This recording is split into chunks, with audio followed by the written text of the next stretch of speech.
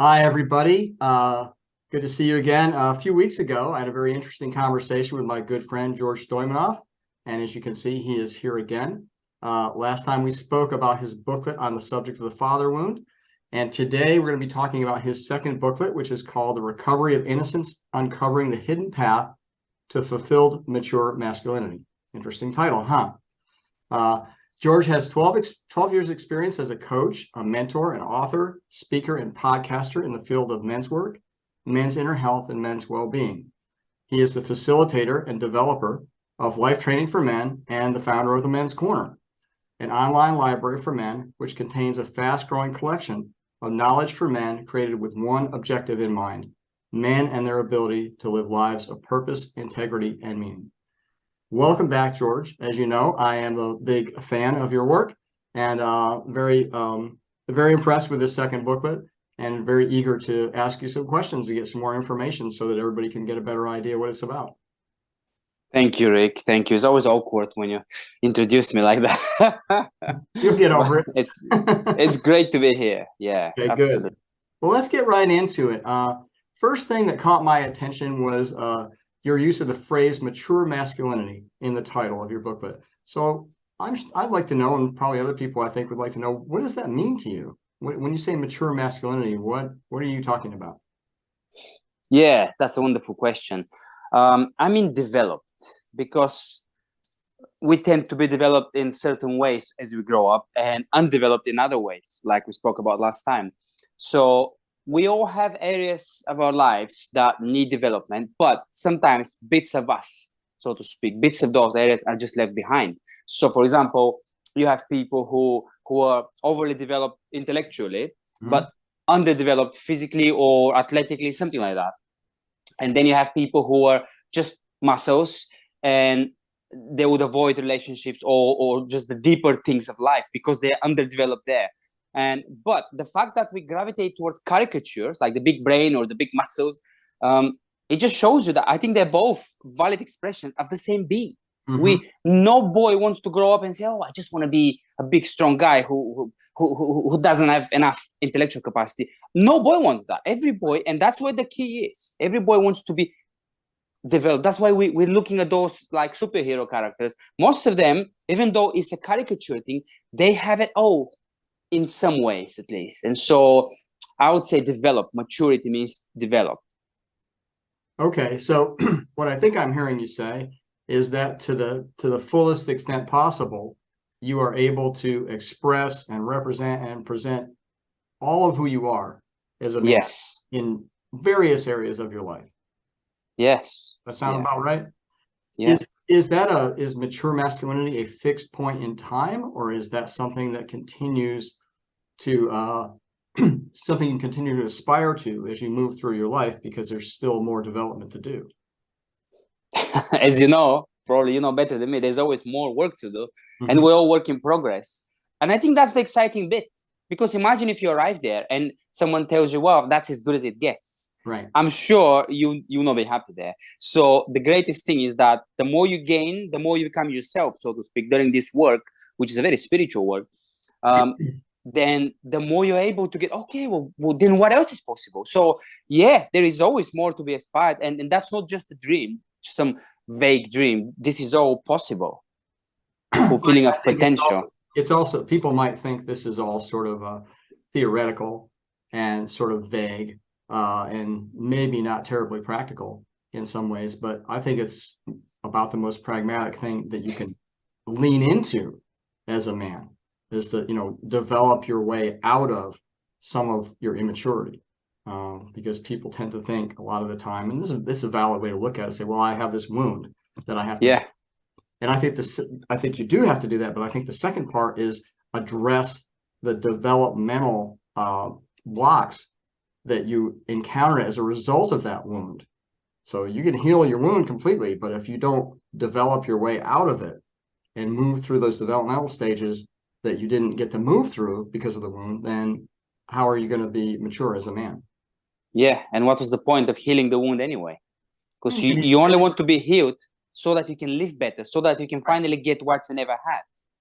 Right. Well, maybe you don't feel as much pain, but you're still not Yeah. whole you're still not the whole person. You're still lying on the operating table. It's like the surgeon is cutting you, and yeah, I mean, it's pretty much done, but you're still on the table. Yeah, thank you, doctor. But you're still there. Get right. up and go. Right. So yeah, that's a great example, because in the medical procedure, surgical example, it's like, yeah, you know, say you have, you know, you've broken your leg, or, you know, like in my case, I broke my back. Like, okay, so the surgery is done. And the doctor's like, well, you're finished. And I said, well, don't I need some physical therapy or something? You know?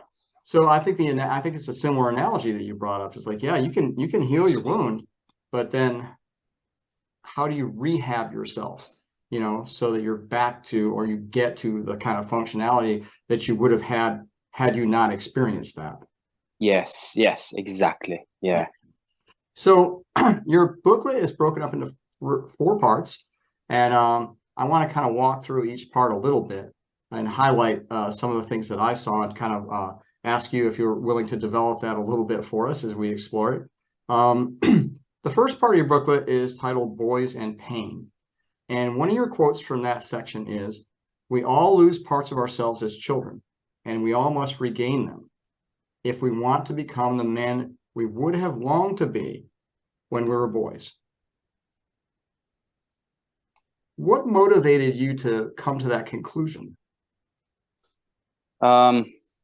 Aside from the men that I worked with, it's my own story. Everything is, I come in first, because you can't just, I mean, it needs to start here, and it has started here with me. I remember I always wanted to be, as a boy, very, very young, I had this awareness of, I wanted to be brave, because there was a lot of injustice. There's always injustice, right, on the playground. There's always like, whoever is bigger and strong, he just gets to bully other people if the teachers are not watching. And I was just mortally afraid of any confrontation. Okay. Even like the smallest bit. We're not talking physical fighting. We're talking confrontation. Say, hey, no, don't do that. I call my money. None of that. I couldn't speak. Anyone could do whatever they wanted to me. I mean, thankfully they didn't. I didn't grow up in a very aggressive environment, but it was pretty, not aggressive, but unsensitive environment, which is fine if you're strong. and I wanted to be strong. I wanted strong, meaning whole inside, to be able to operate with all my tools, not just tough. There is a difference. And so I had a very clear picture who I wanted to be, the man that I wanted to be. And I knew that I was, with each passing week and year, I knew that I was becoming less and less. There was the gap between the man that, the unfulfilled potential in me, and the man I was becoming was just growing wider and wider. And so we need to go back and regain that little boy, so that we can see, well, why did you want to become that? I mean, surely you have it in you. Otherwise, where is that longing coming from? To be brave, to be just, to be able to be sensitive, to be soft, to be merciful, all of that. Right. All boys, deep down, they want that. But, you know, if we can't get it, then we shut all hopes down and we grow up feeling okay. Yeah. Yeah. So, if you were working with a man and you read that statement to him, and he said, "I didn't lose any parts of myself. Besides, I'm already grown up. Why do I need to do that?" What would you say? Well, if you want to do deeper work, then, I mean, you know this better. I would say, if things work for you the way you are and you're happy, just go with it for as long as you can. Yeah, that's my answer. Same answer.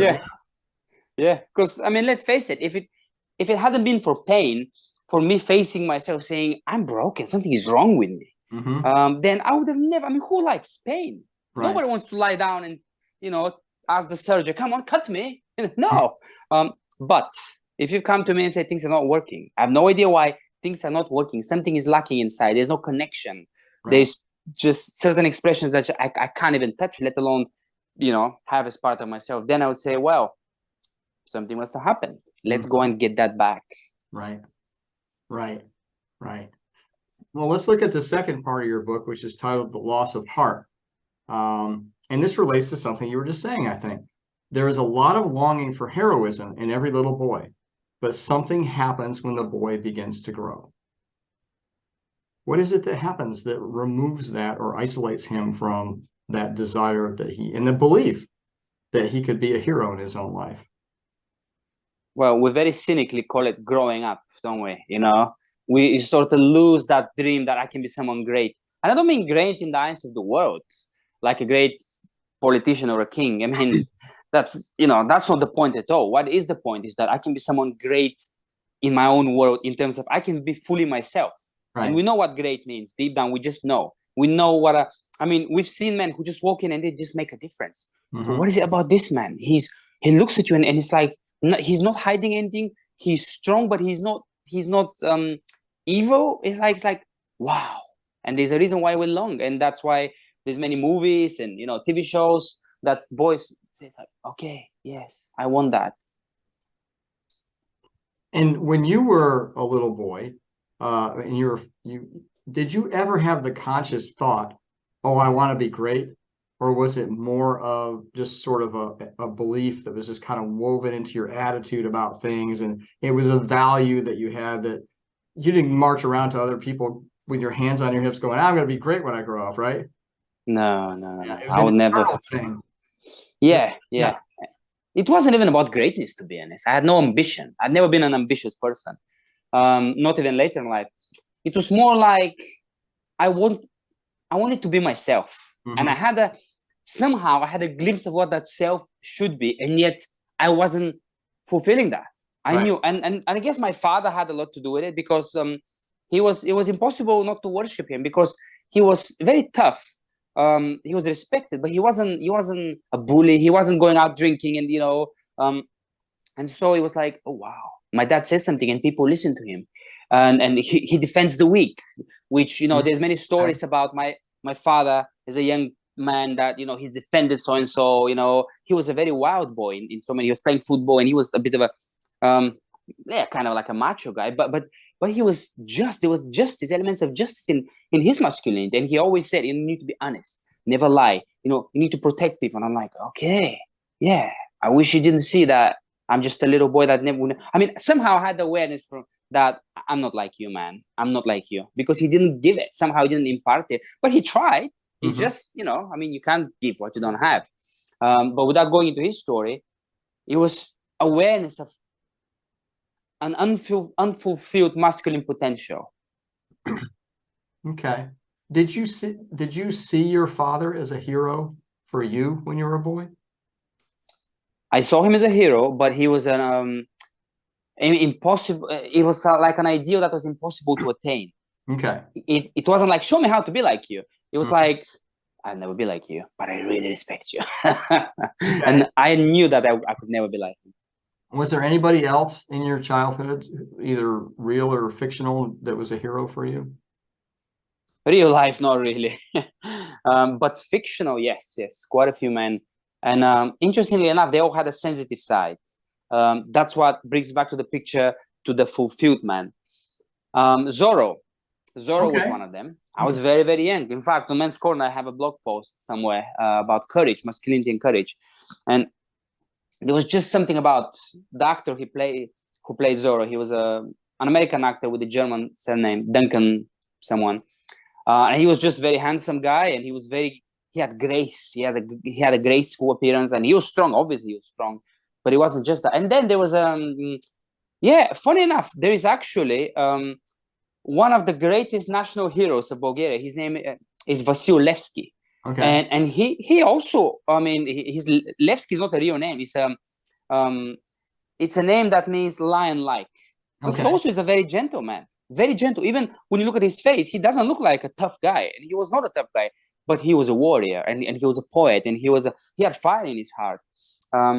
And I just, for some reason, I mean, I was like 6 years old or something like that when we went into his house museum, which is not that far from where we live, up in the mountains. And then I saw his revolver, and I don't even remember this, but I was crying. I wanted his gun, basically. Yeah. And they had to drag me out of there. My parents said, stop it, you can't, this is, no. You know? And I was crying. I needed to get Levski's gun. Yeah. So I really, there was something about him as well, saying, wow, this man who died for freedom, he's like a William Wallace character, basically. Okay. It's just, with no hatred in his heart. That's what appealed me. It's like, not just people who are strong, but people who not just fight because they hate something, but people who fight because they love.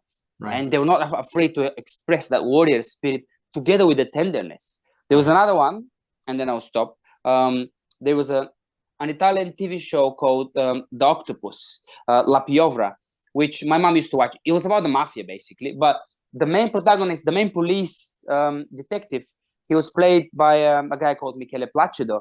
And he was very handsome, and he was very strong. And I just never forgot how I just looked up and said, wow, this guy stood up to the mafia. And the day he died was the saddest day of my life. They shot him against this wall, machine gun him, and I just remember crying and crying and crying. Again, very early in life. So yeah, I had few people at it. They even looked similar to each other, interestingly enough. Okay, so that's an important thing. I think that there's some important messaging and information there, which is that, like, your hero doesn't have to be necessarily somebody that you know, nor does it have to be someone who's a real person. It's just a matter of someone who demonstrates and expresses a pattern of qualities that are aligned with what you would like to develop in yourself, what you would like to believe that you can grow up to express in your life. And of course, the subject of a lot of your booklet is like, what happens when that gets interrupted? And how do you reconnect with the part of you that had those values and just believed with all his heart that he would embody them as an adult, just as the men that he saw in media or in fiction or around him somewhere. Yeah. So part 3 of your booklet is called The Recovery of Childhood, the only way to true manhood. And the quote that I kept for myself for this discussion here is, the key is the boy inside the man. He is the key to meaning and purpose. So what would you tell somebody who said, hey, look, man, I'm 50 years old. That was a long time ago. I barely remember that stuff. I'm interested in my life right now. I need help with my life the way it is right now. Why do you want me to look at that? Yeah, that's a valid question, but there's a reason why something in your life today is not working. And if nothing that you can do today can fix it, then maybe we should start looking at, digging into the roots. If you don't like the fruits, if something is rotten in the fruits, then it's not the fruits. That's what you see. It's in the roots. And the thing is, it's like a capsule. That little boy, or an aspect of that little boy, if he stays stuck in time, like he dissociates from the main, and then that little capsule stays here somewhere, and the rest of you just grows. Oh, that's a good way to put it. Yeah. Yeah. But there's a lot in that little capsule, and I think in the first book I called it the like the actual central bit, the seed of masculinity, because there's so much in that little boy. But if you're not connected to it, it's almost like your body's capsulated it, and it's like, yeah, I'm fine. The rest of you is fine so far as it can be fine, without a huge source of so much that you don't even know about. So unless we get that capsule, open it up, however, I mean, things may be fester there, things may be, stay but we need to open it. And then once we do that, then we can reconnect, and eventually, oh wow, look at how much more would flow into the person who you are now. But in most of us, it's still encapsulated, that little boy. And so most of the time, we're actually doing fine without that, because we know how. Our bodies isolated that. It's like, we don't need it, we're good. Yeah, something's missing, but so I'm just not like that. I don't, I've all these things, they were a long time ago. Yeah, who cares? Life is just about, just eat, drink, be merry, be good to your fellow man. It's like, really? Yeah, you've lost something. We all have.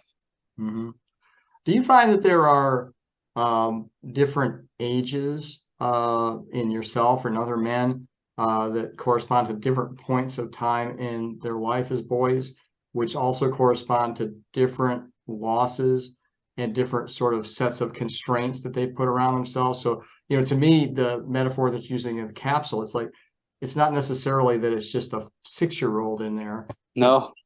Or maybe there are a bunch of them around for different ages, how you see it.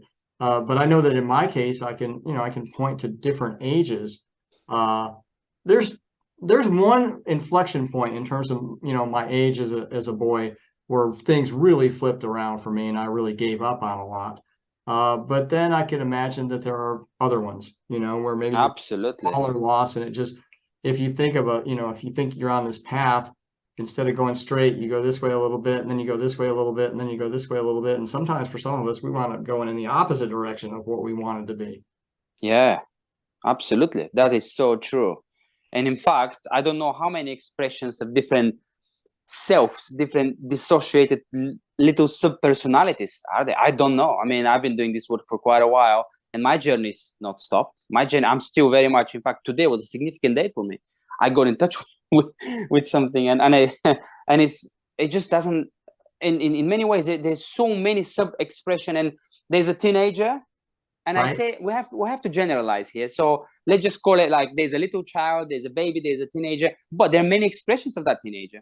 But just for the sake of getting started, we can just separate it to a few. There's definitely a little baby who needs nurturing, who needs mommy. I mean, so much of the addiction to food and addiction to pornography, addiction to things that you're receiving, it's about not being nurtured, not having that, because that's a female thing. That's a rather feminine thing to just receive, even physically speaking. It's a feminine thing to receive. And if you haven't received, then you keep giving to yourself to receive. And the masculine thing is to express, to create, to stand up and to push things away, or push towards things. And so very often people with food addictions, like I had, so many other addictions, including sexual, it's like you have to get in touch with that little tiny little child who still needs mommy. He's still craving. In fact, when you look at pop culture and all those like hip hop guys and stuff, and the way they want their women to be around them with, I mean, you need mommy. Right. That's what it is. Yeah. Do you find that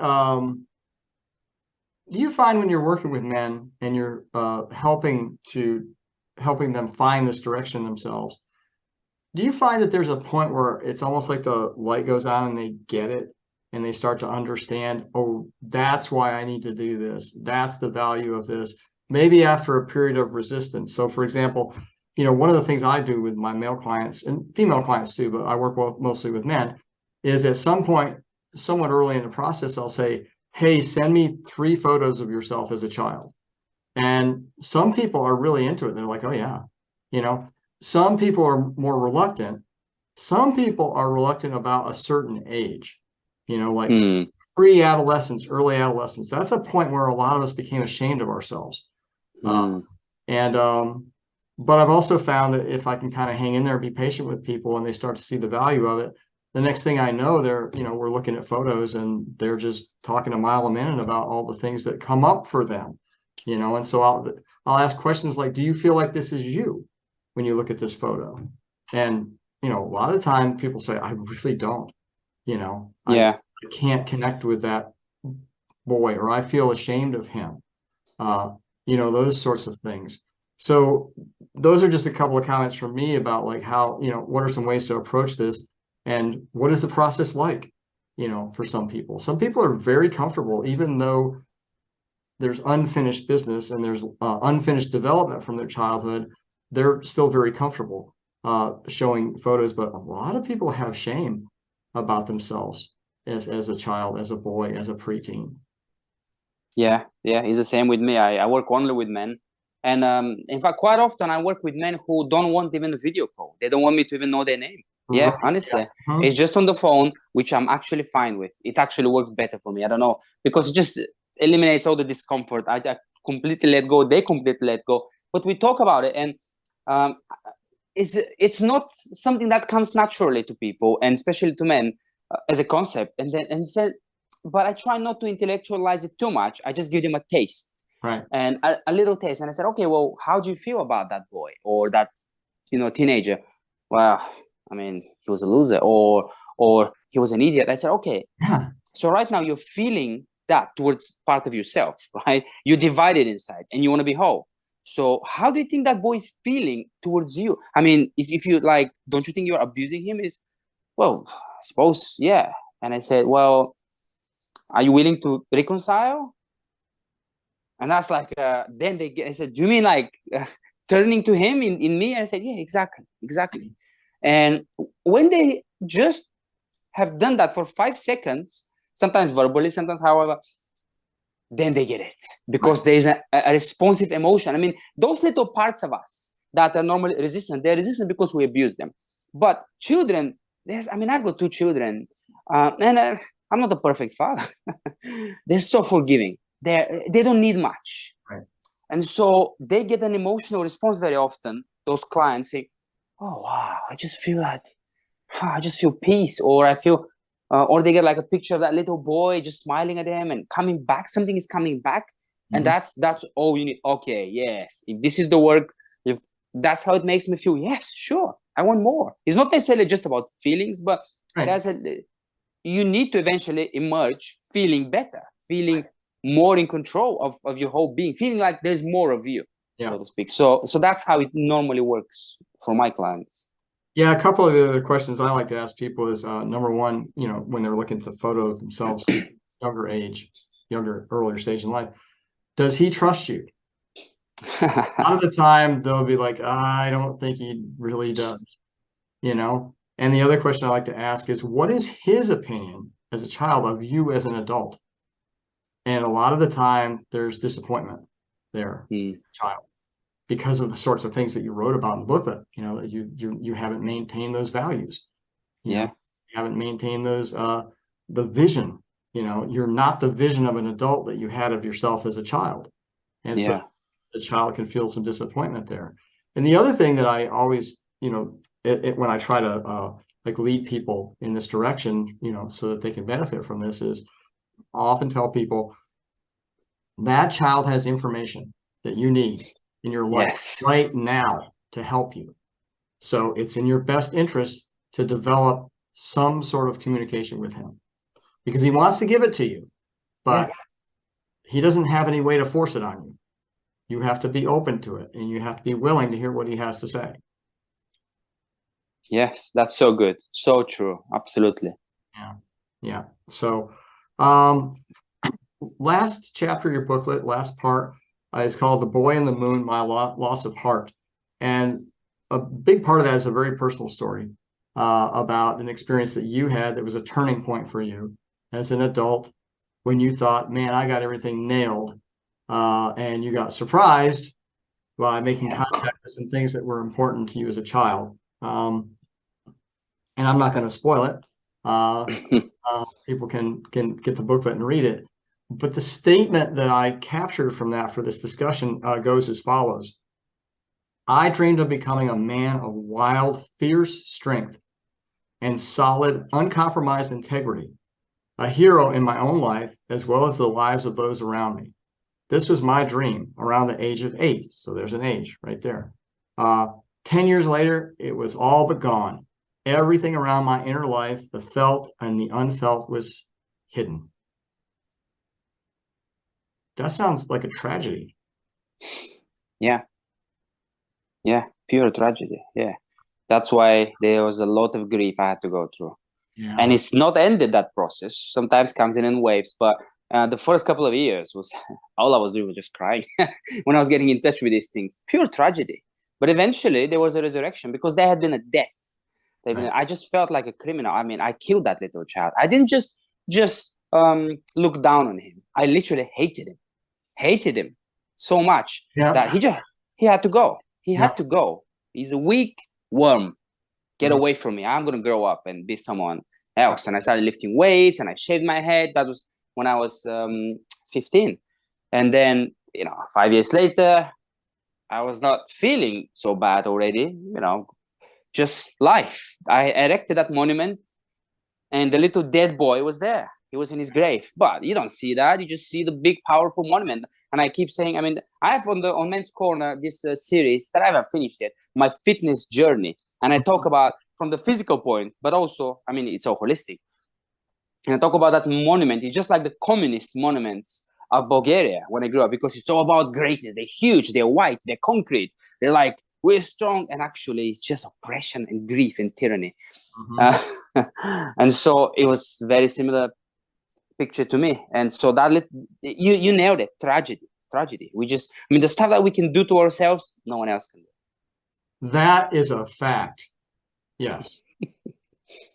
Yes, there's a line in one of the poems in my first book where I say, I'd rather poison myself than be poisoned by another. And that's what we do to ourselves, right? That's how we avoid that experience of feeling like we're being poisoned by other people. We poison that part of ourselves. Yeah. And kill it, put it to sleep, put it into stasis, bury it, and that way nobody else can hurt it. But we do the most harm, far more than anybody else could do. It doesn't feel that way. It feels protected.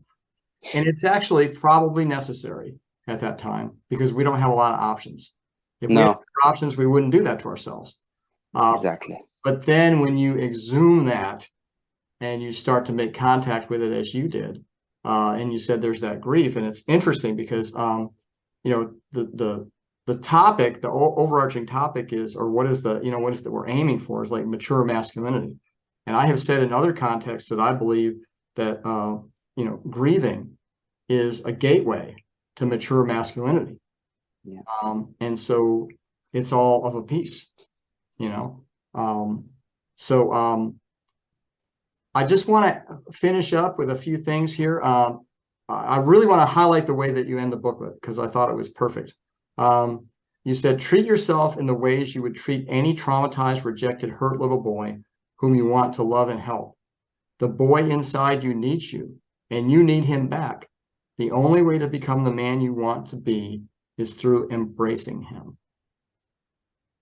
That's a strong statement. Thank you. Yeah. Yeah. It's a great way to end the book. Thank you. So you and I talked about this beforehand. I want to extend this discussion, make it a little bit more personal. And so I'm going to show everybody the boys inside us. And we can chat about that for a little bit, and then we got a couple more things to do. So let me go ahead and put that up so we can all see it. Should be showing up any minute now. So what do we have here? On the top, we've got a couple of photos of the boy inside George, and I'm actually going to zoom in a bit so we can see that better. There you are. Looking very young in the first one on the left, and only somewhat older in the one on the right. And I believe that's your father with you, right? Yes. Yeah, I don't know how old I am. Yeah. So is there anything in terms of our discussion today that comes to your mind when you see both of these guys or either one of these guys? I mean, here's the thing I'll say first. The older fellow looks like he is just ready to go. He is ready to hit it. Tell him, go climb that wall and take that castle. And he's like, okay, I'm there. I'm ready to go. And it's interesting to, because all my experience with you obviously is as an adult man. And I've had this idea for a long time. I feel like if we all just wore little badges that had pictures of ourselves as children on our shirts all the time, I think people would treat each other differently. Yes, that's profound. Yes. So what do you think, what comes to you when you look at these two, and particularly when you look at them side by side like this? Well, interestingly enough, the first one is not more sincere in some ways than the second one. I mean, the younger one, because when I look at this young boy, I can't believe how young he is, and he's learned how to pretend, because that's not my normal, typical childhood expression. I'm a little bit uneasy around my father, which is I can't explain that, but that's a fact. And I remember struggling to call him dad. I don't know why. He was always there, but he was too big of a. He was powerful in a good way in so many ways, and yet because of the lack of intimacy, I just feel, oh wow, and that's sad to see. But the second one, I was pretty much left alone when my parents are not at home, so I was pretty happy. I was exploring. I was into animals. There's lots of wonderful nature in the countryside of Bulgaria. So Yeah, I can see I've painted my face here. I'm holding I a saw knife. that. Yes. Yes, that's more like, well, you know what? Life is still good. Life is Yeah. still very good. Right. I'm surrounded by nature. It's white outside because it's snow. Back then, the winters were just amazing. Oh yeah. So I was happy, but that changed. That really changed when I encountered the world. Well, and that's why, when I was asking you for something, I said, show me something, show me an older picture of yourself before the realities of life really started to knock you down. Because these are some of the guys, Yeah. that we want to make contact with in ourselves. Yes. Yes. And so I would ask you the same question. The first photo on the left on the little horse, do you feel like that's you? Of course, it's me. Yeah. Do you feel like it's you? Sadly, yes. Okay, okay, Yeah. okay. And Because I have always known how to pretend. okay, okay. And can I assume that the answer is also yes with the older fellow? That's actually a little trickier because the answer is yes, but I'm not completely there yet. Now, this young guy, I want more of him in me because Okay. he is actually more resilient, far more, and he can give a lot of strength to the little boy. I mean, look at him. He'll protect. He'll fight. Yeah. Yeah. He's happy. He's a warrior. Yes, he is. He's And ready to go. Yeah. yeah, and I want him. I want because of the lack of him. I've suffered. That little boy has suffered so much. I was not able to protect the little boy in me that was already hurt by the time I'm at that picture. I mean, I remember being 3 years old in kindergarten, feeling I'm not like the other boys. I'm afraid of them. I mean, that's too early to be so self-conscious. Right. And that's around the time that first photo was taken. So already the tragedy has struck in the heart of the little boy. But that young guy, he's ready to go. And I wish I can say I'm more like him. I totally feel like him, but not as much as I know I can. And Okay. that's why the work continues. I want more of him. Right. He looks like a little superhero because he's got that eagle with the wings That's spreading on his chest. yes, yeah. That's a great picture. So let me slide down here. Oops. Well, that wasn't supposed to happen. Okay. Let me slide back down. There you are. Yeah, so I think we're actually somehow we managed to get pictures that are roughly the same ages here. Yeah. It's kind of interesting. Yeah, these are I mean, I have other photos too, but for me, the younger guy, I don't have such a strong connection with him, but I feel pretty good about it. The older guy with his rockets, that was an age when I still felt pretty good about myself. But it was late middle school, and I was about to be like subjected to a lot of shaming and harassment from the other kids, for being a nerd, with my rockets and my white shirt. And this was the early 1970s. That wasn't the look at the time. And so for my relationship with him is it's an improving work in progress. Because when you talked about, deciding to kill that part of yourself and, just make it go away, make it not exist, I did that to this guy. I did that to him. And that's a difficult thing to come to terms with. Yeah. So for me, when I thought about it's massive progress for me to even put this up in a public forum on a conversation like this, because it shows me that I'm not so ashamed of him anymore. I've begun to accept him and he me, because like I said, he wasn't very happy with me that I drove him into the ground and closed the lid.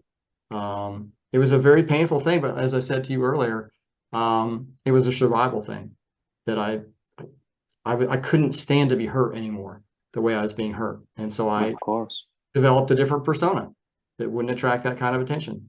But I hated him. I hated him for a long time because of all the bad attention and all the punishment and Yeah. all the trauma that was directed at him. I blamed him for it. Hmm. So anyway, there we are. Yeah, And it's amazing, isn't it? You blame him for it because he attracted that, but all he did was shine. Even his white t-shirt, it's all about shining. I'm not doing anything. I'm not hurting anyone. I shine because that's who I am. You can't help it. And yet, because the world is dark, when you shine in a dark place, then you're in trouble. And we believe the lies, don't we? There are lies that come say, you are the wrong one. You are the one who... No, you're not. The world's messed up. I was You need to shine. Yeah, exactly. And I was constantly being given feedback at that age that I was not masculine, that I was not cool. And other kids hated me. And it wasn't until I was old, and nobody ever told me this.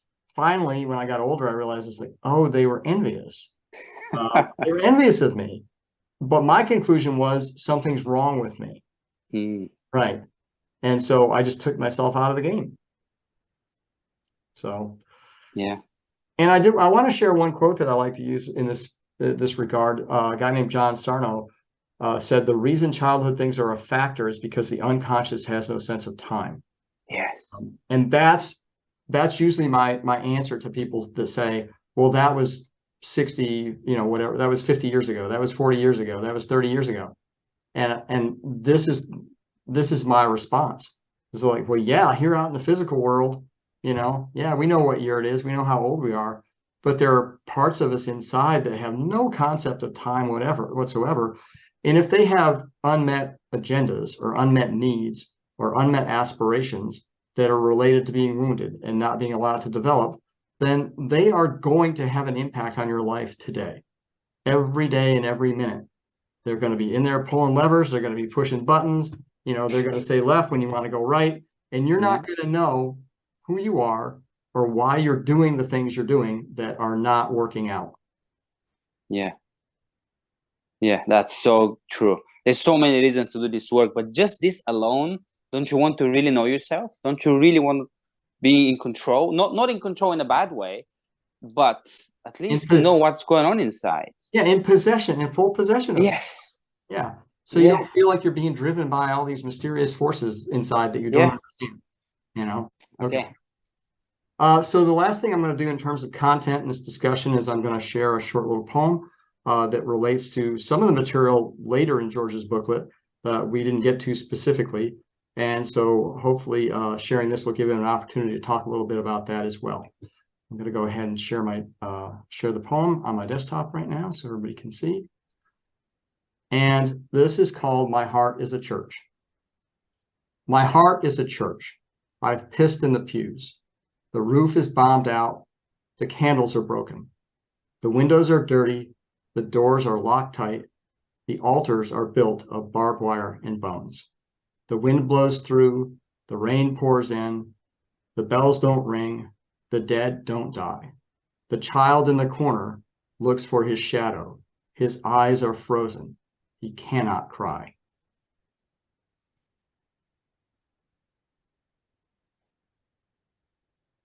Wow. That's heavy.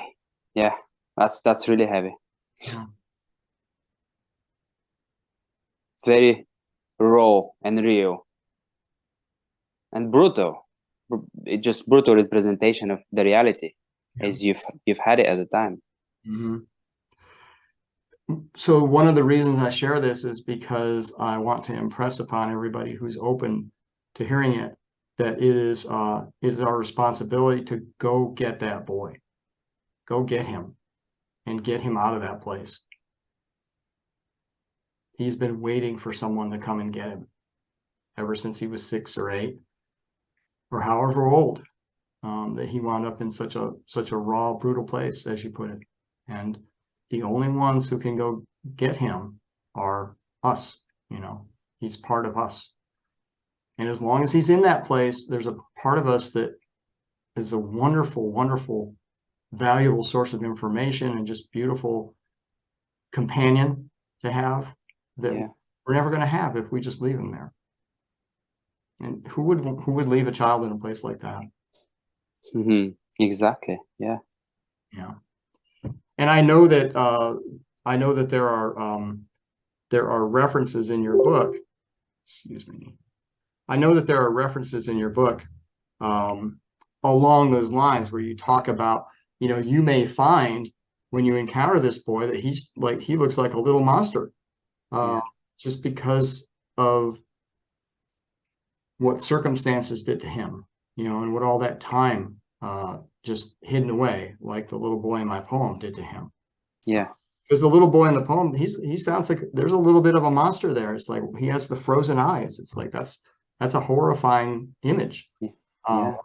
and I know that you addressed some of that uh, in one section of your booklet. In other words, like, don't necessarily assume that you run into that when you run into that little boy, when you encounter him, that he's going to look like a normal little boy. You know, he might look like a little boy who's just been in the corner of a church that's all bound out. That's all Yeah. because Yeah. he hasn't had the attention. Yeah. And I would say your biggest glory is hidden in him. And Yeah, also your darkest impulses are hidden in him also. Because these dark impulses, whatever they are, they just legitimate need that's been perverted, twisted, been festering in the dark in him for a long time. yeah, So you get both, right, but once you get it back, eventually you can start working through the darkness so that you can eventually in time be left only with the light. right, right. And it's almost like when people who adopt, for example, feral cats, Yes. like, you have to be careful with them. Yeah. You have to convince them over time through gentle, patient, consistent attention that they can trust you, that they are Yeah. not at risk of not surviving anymore. Because those little boys inside us, the one thing they know how to do is survive. Yeah. So to wrap up, I do want to say, as I did last time, you have an excellent set of questions and practical guidance for how to do this work at the end of your book. Thank you. That's just incredibly important. We talked a little bit about some of that today. If for those of you watching, if you purchase George's book, which I encourage you to do, you're going to see, like, there's several pages of very practical information about how to go about this process if you decide to. And I hope you do, unless everything's just fantastic, like George said earlier. If it is, then carry on. If it's not, then you have an opportunity here. If it is, we come and see you. Well, if I find somebody like that, I will. So please tell us where they can find your booklet, as well as your other writing and podcasts, and how they can get in contact with you to find out more about engaging your services as a coach. Yes, the books, they're on Amazon, both versions, Amazon UK, Amazon US. My business website is trainingformen.co.uk, and my blog, where I post updates about the books and the writing. By the way, there's a third book coming up that's a little longer, but and that's on Men's Corner, menscorner.co.uk. Okay. Well, I know you'll let me know when the third book comes out, because we'll be talking about that too. Definitely, yeah. I'll include all your links in the video description below, along with links for my sites as well. I do want to say the poems I read today and during our previous conversation are both from my book called Ways to Go Out, which is available as an ebook at rickbeldencoaching.com/books. That link will be in the video description too. If you're feeling inspired by this conversation to reconnect with a boy inside you, I can help you. I offer a free discovery session, and you can sign up at rickbeldencoaching.com. And finally, if you found this content meaningful, please like, share, and subscribe so you can help the channel grow and bring this information to more people who would find it beneficial. George, another great conversation. It's always good to see you. And I will be very eager to meet and talk with you next time when your third booklet is available. Thank you, Rick. I mean, what an honor, honestly. We could just do this all night, and I'm so honored. You've been such a great friend and such a great influence, and thank you so much for this. That's been amazing. Thank you. I appreciate your willingness to come on and work with me up front. to get things to work out, you know, what the framework is for the discussion, and your work is continuing to evolve, and it's a great pleasure to watch that. So with that, I'll say thanks for watching, everybody, and we will see you next time. Absolutely.